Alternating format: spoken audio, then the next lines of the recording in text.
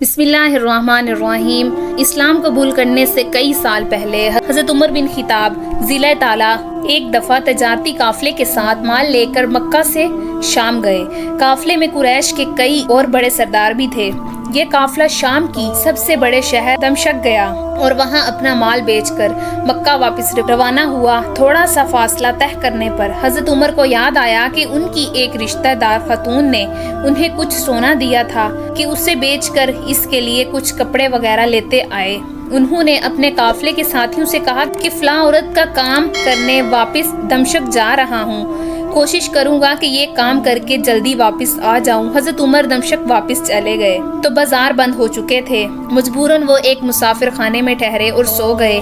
تھوڑی دیر کے بعد اللہ کا ایک بندہ مسافر خانے میں آیا اور اس نے حضرت عمر کو جگایا اور اپنے ساتھ اپنے گھر لے آئے۔ یہ بات واضح نہیں تھی کہ وہ شخص حضرت عمر کو پہلے سے جانتا تھا یا ان کے والد خطاب سے ان کی واقفیت تھی۔ انہوں نے حضرت عمر کی بڑی خاطر و مدارت کی۔ کھانا کھا کر تو وہ سو گئے اور ان کا میزبان رات بھر عبادت کرتا رہا۔ صبح کو حضرت عمر بیدار ہوئے تو ان کے میزبان نے کہا کہ اکیلے بازار مت جانا، بازار میں لٹیرے اکثر مسافروں کو لوٹتے رہتے ہیں، میرے ساتھ چلنا۔ یہ کہہ کر وہ سو گیا کیونکہ رات بھر جاگ رہا تھا۔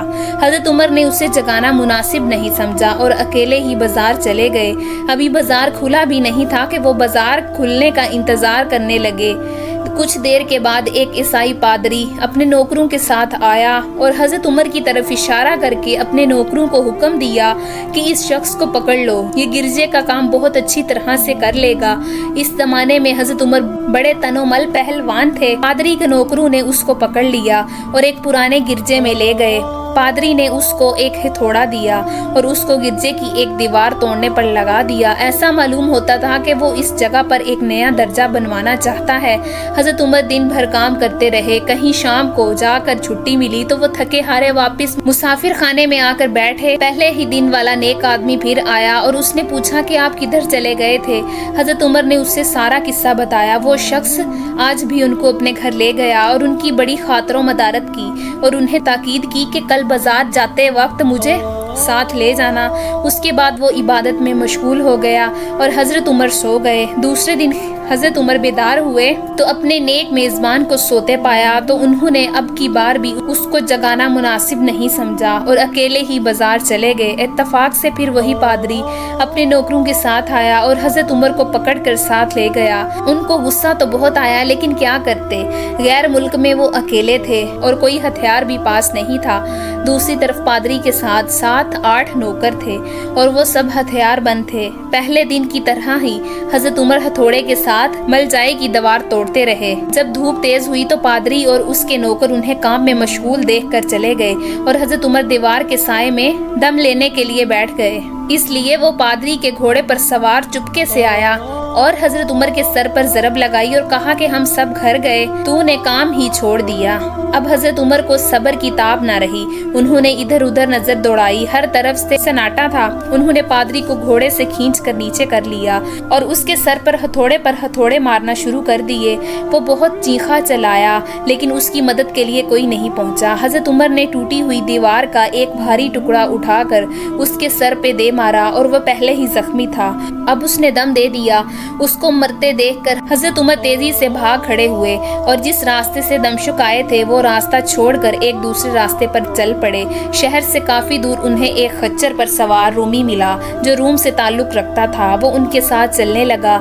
وہ کچھ باتیں کرنے لگا لیکن نہ حضرت عمر ان کی زبان سمجھتے تھے اور نہ وہ ان کی زبان سمجھتا تھا۔ اس نے یکایک اپنی تلوار پر ہاتھ ڈالا۔ حضرت عمر سمجھ گئے کہ وہ ان پر وار کرنا چاہتا ہے۔ انہوں نے فوراً ہی خچر سے اسے کھینچ لیا اور اس سے تلوار چھین کر ایک ہی وار میں اس کا کام تمام کر دیا۔ پھر آپ خچر پر سوار ہو کر آگے چلے۔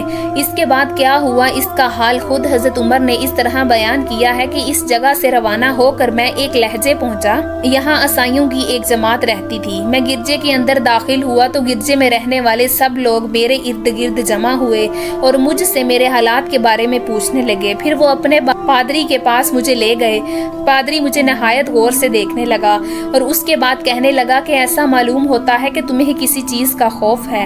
میں نے کہا تم نے کیسے اندازہ لگایا مجھے کسی چیز کا خوف ہے؟ اس نے میرے سوال کو ٹال دیا اور کہا کہ آپ جب تک چاہیں یہاں ٹھہریں، آپ کو یہاں کسی قسم کا کوئی خطرہ نہیں، آپ ہماری حفاظت میں ہیں۔ پھر اس پادری نے مجھے اپنے گھر میں مہمان کی طرح رکھا اور میری نہایت ہی خاطر و مدارت کی، اور پھر پوچھا کہ آپ کون ہیں؟ میں نے اسے بتایا کہ میں مکے کا رہنے والا ہوں، قبیلے قریش سے تعلق رکھتا ہوں، تجارتی قافلے کے ساتھ شام آیا تھا۔ تجارت کا مال بیچنے کے بعد ایک ضروری کام کے لیے مجھے اپنے قافلے سے جدا ہو کر واپس دمشق جانا پڑا۔ اب میں اپنے وطن واپس جا رہا ہوں، راستہ بھٹک کر یہاں نکلا ہوں۔ پادری مجھے غور سے دیکھتا رہا اور بار بار طرح طرح کے سوال کرتا رہا۔ میں نے ان کے ہاں نہایت ہی آرام سے رات بسر کی۔ صبح کو آپ نے پوچھا کہ آپ کا ارادہ یہاں ٹھہرنے کا ہے، یہاں آگے جانے کا؟ میں نے کہا اب میں آپ سے رخصت ہونا چاہوں گا۔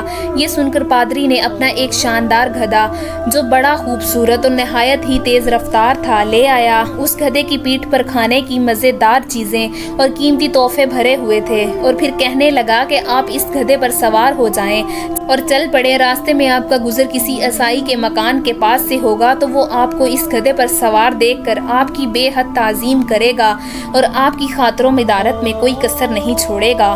یہ کہہ کر پادری نے میرا ہاتھ پکڑا اور تنہائی میں لے کر کہنے لگا، اے عمر، آپ پر میرا حق واجب ہو گیا۔ میں نے کہا بے شک۔ اس نے کہا آپ کا تعلق ایک معزز قوم سے ہے، میری آپ سے ایک غرض ہے۔ میں نے کہا کہ آپ بیان کریں، لیکن حیرت کی بات کہ آپ جیسا بڑا آدمی مجھ جیسے پریشان حال مسافر سے کوئی غرض رکھتا۔ اس نے بڑی یقین بھرے لہجے میں کہا کہ سنیں، میں ایک ایسا آدمی ہوں جس سے اللہ نے آسمانی کتابوں کا علم عطا کیا ہے۔ میں نے آپ کی ذات میں بہت سی ایسی نشانیاں دیکھی جو یہ ظاہر کرتی ہیں کہ جب ایک مقررہ مدت پوری ہو جائے گی تو حالات میں زبردست تبدیلی آئے گی۔ اس وقت آپ ہمارے ملک کے حاکم بنیں گے اور یہاں کے سب شہروں میں آپ کا ہی حکم چلے گا۔ اس کے بعد پادری نے اپنے حبیب سے دوات، قلم اور کاغذ نکال کر کہا کہ میری غرض یہ ہے کہ آپ اس کاغذ پر لکھ دیں کہ اس گرجے اور اس کی جائیداد پر کسی قسم کا کوئی مصول لاگو نہیں کیا جائے گا۔ میں نے حیران ہو کر پادری سے کہا، آپ مجھ سے مذاق تو نہیں کر رہے؟ اس نے کہا کہ قسم ہے اس ذات کی جس نے عیسیٰ علیہ السلام پر انجیل نازل فرمائی، میں جو کچھ کہہ رہا ہوں بالکل سچ ہے۔ آپ مہربانی کریں اور میری درخواست قبول فرمائیں۔ میں نے پادری کی طرف باتوں کو اس کا وہم سمجھا اور جیسے اس نے کہا میں نے اسی کاغذ پہ اسے لکھ کر دے دیا۔ اس کے بعد گدھے پر سوار ہو کر چل پڑا۔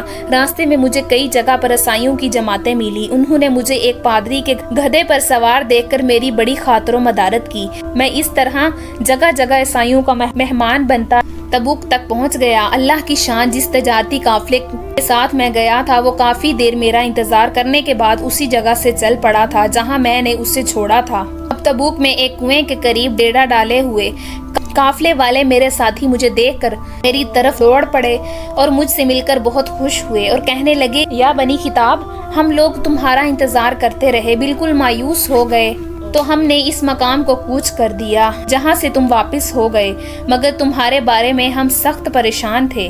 یہ تو بتاؤ کہ اتنے دن تم کہاں رہے؟ میں نے وہ تمام حالات بیان کیے جو مجھے پیش آئے، لیکن پادری سے جو میری گفتگو تنہائی میں ہوئی وہ بالکل ظاہر نہیں کی، کیونکہ میں پادری کی اس باتوں کو اس کا وہم سمجھتا تھا، اس کے عقیدے کی کمزوری سمجھتا تھا۔ قریش کے ایک سردار ابو سفیان بھی اسی قافلے میں شامل تھے۔ انہوں نے مجھے اس شاندار گدھے پر سوار دیکھ کر کہا، ارے تم لوگ اس نوجوان کی اقبال مندی تو دیکھو، اسے کسی ایسے میدان میں چھوڑ دیا جائے جہاں نہ پانی ہو نہ سبزہ، پھر بھی اسے رزق مل جائے گا۔ پادری نے رخصت کرتے وقت مجھ سے کہا تھا کہ جب میں اپنے ساتھیوں کے پاس پہنچ جاؤں اور گدھے کی ضرورت نہ رہے تو اس کی رسی کو مضبوطی سے باندھے اور وہ اسی جگہ چھوڑ دو، لہٰذا میں نے ایسا ہی کیا۔ یہ دیکھ کر ابو سفیان نے کہا، ارے تم نے یہ کیا کر دیا؟ گدھے کو ایسی جگہ پہ چھوڑ دیا جہاں یہ چور چکی اور درندے اکثر گزرتے رہتے ہیں۔ میں نے کہا، اس کے مالک نے مجھے ایسا ہی کرنے کی ہدایت کی تھی، وہ اس کی عادتوں سے زیادہ واقف۔ اب وہ جگہ گدھے والا کنواں کے نام سے مشہور ہے۔ وہاں سے روانہ ہو کر ہمارا قافلہ مکہ پہنچا۔ میری اور پادری کے درمیان جو گفتگو ہوئی وہ مجھے بھلائے نہ بھولتی تھی۔ پہلے تو کئی دن تک میں نے اسے اپنے دل میں ہی رکھا، پھر مجھ سے ضبط نہیں ہوا اور یہ راز میں نے اپنے رشتہ دار خاتون کے سامنے ظاہر کیا۔ جس نے مجھے سونا دیا تھا وہ بڑی عقل مند خاتون تھی۔ اس نے مجھ سے کہا کہ ابن خطاب، میں تمہاری بچپن ہی سے تم میں اچھی نشانیاں دیکھ رہی ہوں۔ جب تم بہت چھوٹے بچے تھے تو میں نے ایک دفعہ خواب میں دیکھا کہ تم لمبے ہوتے جا رہے ہو اور تمہارا قد اتنا لمبا ہو گیا ہے کہ اس نے آسمان کو چھو لیا۔ یہ دیکھ کر میں نے خواب میں کہا کہ ارے یہ میرے بچے کی کیا حالت ہو گئی۔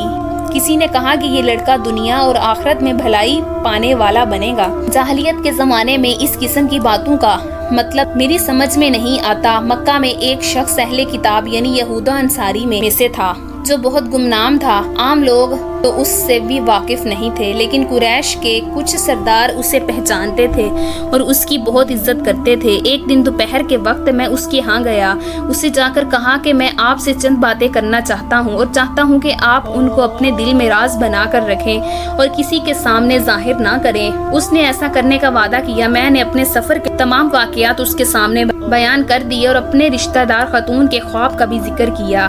جب میں اپنی گفتگو ختم کر چکا تو اس نے کہا کہ علمی خطاب جس کو تم نے محصول کی معافی کا وعدہ لکھ کر دیا وہ اس زمانے میں عیسائیوں کا سب سے بڑا عالم ہے۔ جو کچھ اس نے کہا وہ سب سچ ہے اور جلد ہی وہ سچ تمہارے سامنے آ جائے گا۔ جہاں تک تمہاری رشتہ دار خاتون کے خواب کا تعلق ہے، اس سے یہ ظاہر ہوتا ہے کہ مکہ میں ایک بہت بڑا انقلاب آئے گا۔ زمانہ ایک نئی صورت اختیار کرے گا اور آنے والے زمانے کے آسمان و زمین بدل جائیں گے۔ میں وہاں سے گھر چلا آیا اور اس کی ساری باتیں اپنے دل میں لیے ہوئے تھوڑے ہی عرصے کے بعد قریش کی مجلسوں میں آپ صلی اللہ علیہ وسلم کا ذکر ہونے لگا۔ یہ لوگ اس بات پر چڑھتے تھے کہ محمد صلی اللہ علیہ وسلم اپنے آپ کو اللہ کا رسول کہتے ہیں، لوگوں کو بتوں کی پوجا کرنے سے منع کرتے ہیں، ایک اللہ کو ماننے پر زور دیتے ہیں۔ جلدی اللہ تعالیٰ نے اسلام کو ظاہر کر دیا اور مجھے یقین ہو گیا کہ حالات وہی صورت اختیار کر رہے ہیں جس کی طرف آسمانی کتابوں کے عالم شام کے پادری نے اشارہ کیا تھا۔ نبوت کے 6 سال حضرت عمر نے اسلام قبول کر لیا اور رسول اللہ صلی اللہ علیہ وسلم کے جانثار ساتھی بن گئے۔ 11 ہجری آپ صلی اللہ علیہ وسلم نے اس دنیا سے پردہ فرمایا تو حضرت ابو بکر مسلمانوں کے پہلے خلیفہ بنے۔ 13 ہجری میں انہوں نے وفات پائی تو حضرت عمر خلیفہ بنے۔ ان کے سفر نامے کی روایت کرنے والے راوی کا بیان ہے، حضرت عمر فاروق اپنی خلافت کے زمانے میں شام تشریف لے گئے تھے تو ایک بہت بوڑھا آدمی جس کے بال برس کی طرح سفید ہو چکے تھے عیسائیوں کی ایک جماعت کے ساتھ ان کی خدمت میں حاضر ہوا اور عرض کیا کہ اے امیر المؤمنین، آپ مجھے جانتے ہیں؟ حضرت عمر نے فرمایا، اگر آپ شام کے فلاں نگر کے پادری ہیں تو میں آپ کو پہچانتا ہوں۔ اس نے کہا، جی ہاں، میں وہی پادری ہوں۔ حضرت عمر فاروق رضی اللہ تعالیٰ عنہ نے فرمایا کہ میں نے آپ سے لکھ کر جو عہد کیا تھا وہ آج بھی قائم ہے۔ اللہ تعالیٰ نے اپنے رسول صلی اللہ علیہ وسلم کے ذریعے ہمیں عزت بخشی، انہوں نے ہمیں اللہ تعالیٰ کی پسندیدہ دین اسلام کی طرف دعوت دی اور ہم نے یہ قبول کی۔ آپ ہی نے مجھے ان باتوں سے آگاہ کیا تھا، اب آپ کو کون سی چیز اسلام سے قبول کرنے سے روک دی ہے؟ بوڑھے پادری نے حضرت عمر کی باتیں سن کر اسی وقت اپنے ساتھیوں سمیت کلمہ پڑھ کر اسلام کی دولت حاصل کر لی۔ اللہ تعالی ہم سب کو قلب سلیم عطا فرمائے اور قرآن اور حدیث میں چلنے کی توفیق عطا فرمائے، آمین۔